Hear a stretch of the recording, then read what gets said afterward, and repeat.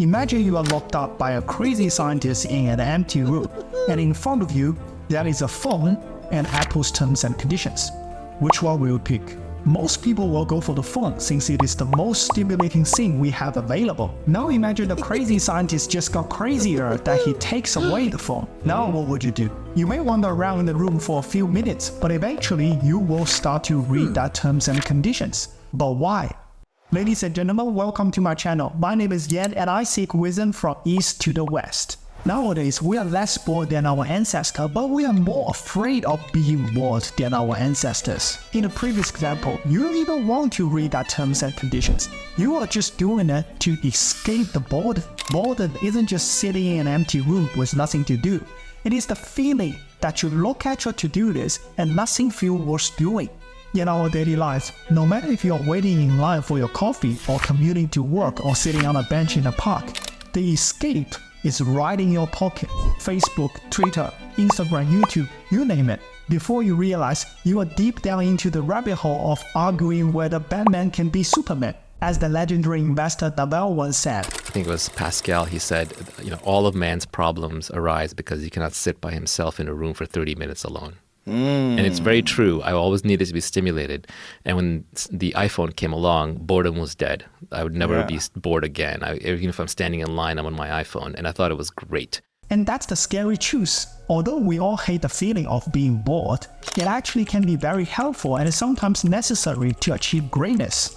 When we are bored, our brain enters the default mode, which I call the wandering around mode, that leads to a burst of creativity. For example, Isaac Newton. As the story goes, Newton was once sitting underneath an apple tree, bored out of his mind, when suddenly an apple fell and hit his head. If Newton lives in today's world, he probably would toss the apple away and continue watching YouTube about quantum physics, who knows?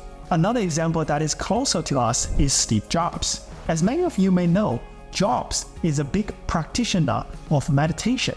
In fact, in his house, there is a giant room with practically no furniture inside, where Steve Jobs practiced daily meditation in it.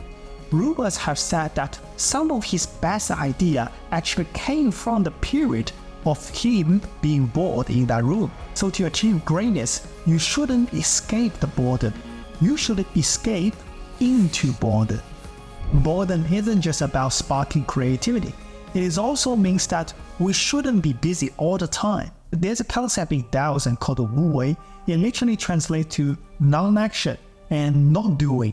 It's like the nature has its own way to govern how things should work, and we should only follow that pace, not doing anything too excessive or going against it. For example, we can't go against our human nature. I think we all have the experience of sticking to good habits for a few days and snap back to the bad ones. So we shouldn't force ourselves to do the boring task. Instead, by eliminating the more stimulating things, we naturally choose to do the boring task. Lao Tzu, the founder of Taoism, practiced Wu Wei for his entire life. He refused to serve the emperor nor work as a farmer. He wasn't even willing to write a book about Taoism. Yet, he achieved the level of greatness that most people would never be able to. In Dao De Jing, Lao Tzu wrote, "Nature does not hurry, yet everything is accomplished." Here's the interesting fact. Fun is relative. Imagine this is what's going on in your brain. Everything can be ranked according to the level of fun it is or how stimulating it is. So work is probably around here, like -5. Right? This is how boring work is. Maybe you have something like playing with your phone. Cool. And maybe reading, to me, it's like a +3 fun. Okay, this is reading. Now, here's the interesting thing. If I just have these 3 options on the table, I would immediately be drawn to playing with my phone because this is the most stimulating thing that is at the moment. However, if I pull my phone away, so I am literally telling my brain that I'm going to eliminate this option. Okay, so there's no longer this line. Now look what happens. Reading becomes the most stimulating or the funnest thing to do. So really, anything can be fun and anything can be boring. It just depends on what other options we have at that moment. If you overstimulate yourself for 10 hours, of course work will be boring. But if you just sit there and meditate for 10 hours, not that you can really do it, but if you did, you will be like, somebody please give me something to do. Any work, I don't care, just give me some work to do. Just like the example at the very beginning, you actually want to read Apple's terms and conditions because it's better than doing nothing.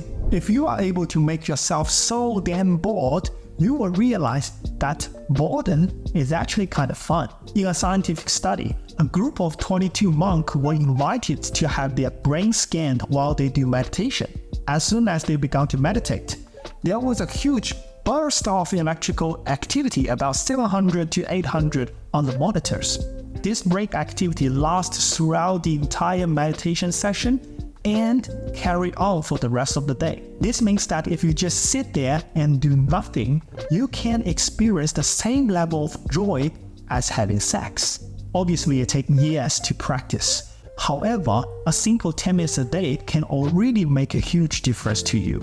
I myself have practiced meditation for a couple of years already. I used to scroll on my phone all day long and wasn't able to focus on the boring tasks that I knew would lead to my success. But then I practiced meditation starting with 2 minutes a day. Already tough, but gradually I was able to add the minutes to 3 minutes, 5 minutes, and now I'm able to sit in the room with no distraction at all for 30 minutes. So thanks to meditation being so boring that it actually makes other works so much fun. Therefore, you just have to structure your day in the correct order. First, list out everything you need to do for the day.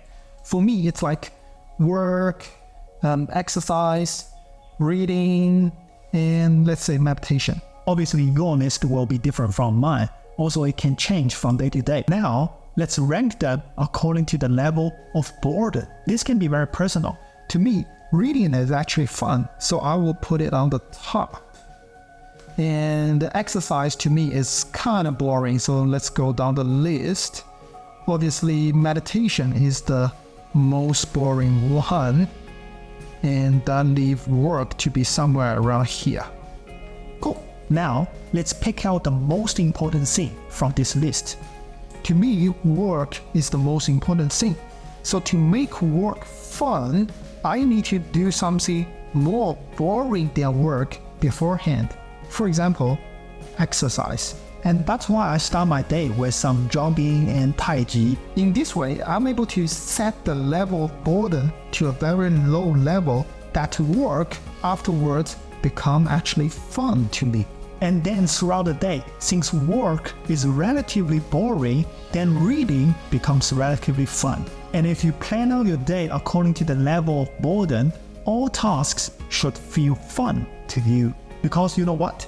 Fun is relative. Alright, there is a catch. Say I just happen to scroll social media during the day. What I'm gonna do now? Well, you can do what I call a mini reset, like a 5-minute meditation. This will help you to reset your baseline stimulation to the very minimum. So next time when you feel the familiar itch to pull up your phone and vanish into the vortex of viral video, maybe take a second to let yourself be bored. Instead of swiping through your feed, just sit back and relax. Maybe an apple will fall onto your head too. Who knows? As Albert Einstein said, the monotony and solitude of a quiet life stimulates the creative mind. If you are able to watch until the end of this boring video, congratulations! You've just created a little space in your brain and you are just one step closer to achieve greatness. If you enjoyed this video, chances are you might also want to check out this video about effortless action. If you're a wisdom seeker like me, please give me a thumb up, subscribe to our channel, and turn on the notification bell. I'm Fatih, my friend.